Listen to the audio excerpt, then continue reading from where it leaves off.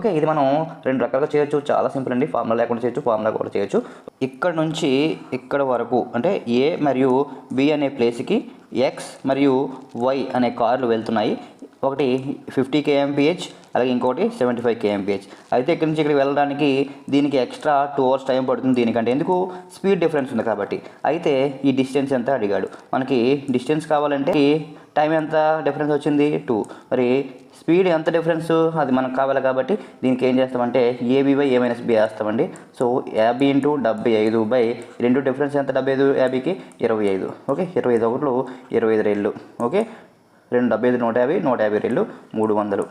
Formula ప్రకారం చేద్దాం అనుకుంటే మనకి టైం డిఫరెన్స్ వచ్చింది కాబట్టి ఓకే, టైం ఫార్ములా ఏంటి? Distance by speed. డిస్టెన్స్ మనం డి అనుకుందాం. ఫస్ట్ స్పీడ్ 50, తర్వాత సెకండ్ డిస్టెన్స్ సేమ్ 75. సో ఈ రెండింటి మధ్య డిఫరెన్స్ మనకి 2 hours వచ్చింది. సో ఇక్కడ మనం డి కాల్కులేట్ చేసుకున్నా కూడా 300 వస్తుంది.